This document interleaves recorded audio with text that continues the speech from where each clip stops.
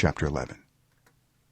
When Jabin king of Hazor heard of this, he sent word to Jobab king of Madon, to the kings of Shimron and Akshaph, and to the northern kings who were in the mountains, in the Arabah south of Kinnereth, in the western foothills, and in Naphoth Dor on the west, to the Canaanites in the east and west, to the Amorites, Hittites, Perizzites, and Jebusites in the hill country, and to the Hivites below Hermon in the region of Mizpah.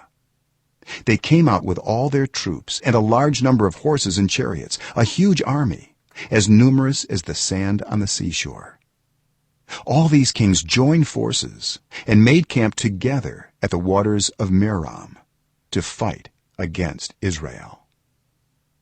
The Lord said to Joshua, "Do not be afraid of them, because by this time tomorrow I will hand all of them slain over to Israel.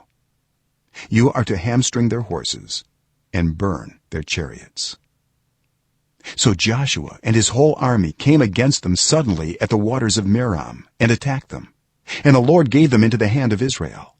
They defeated them and pursued them all the way to Greater Sidon, to Misrephoth-maim, and to the valley of Mizpah on the east, until no survivors were left. Joshua did to them as the Lord had directed.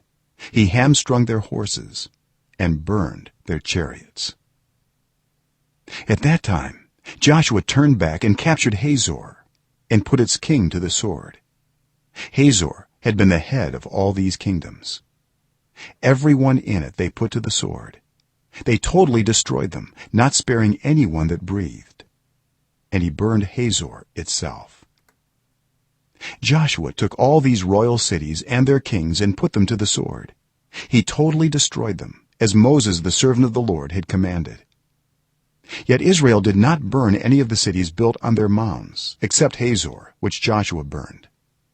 The Israelites carried off for themselves all the plunder and livestock of these cities, but all the people they put to the sword, until they completely destroyed them, not sparing anyone that breathed. As the Lord commanded his servant Moses, so Moses commanded Joshua, and Joshua did it. He left nothing undone of all that the Lord commanded Moses.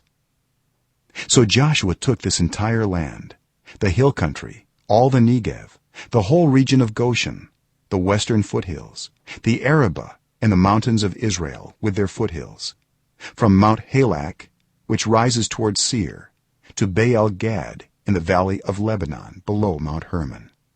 He captured all their kings and put them to death. Joshua waged war against all these kings for a long time. Except for the Hivites living in Gibeon, not one city made a treaty of peace with the Israelites, who took them all in battle. For it was the Lord himself who hardened their hearts to wage war against Israel, so that he might destroy them totally, exterminating them without mercy, as the Lord had commanded Moses. At that time Joshua went and destroyed the Anakites from the hill country, from Hebron, Debir, and Anab, from all the hill country of Judah, and from all the hill country of Israel. Joshua totally destroyed them and their towns. No Anakites were left in Israelite territory. Only in Gaza, Gath, and Ashdod did any survive. So Joshua took the entire land, just as the Lord had directed Moses, and he gave it as an inheritance to Israel according to their tribal divisions.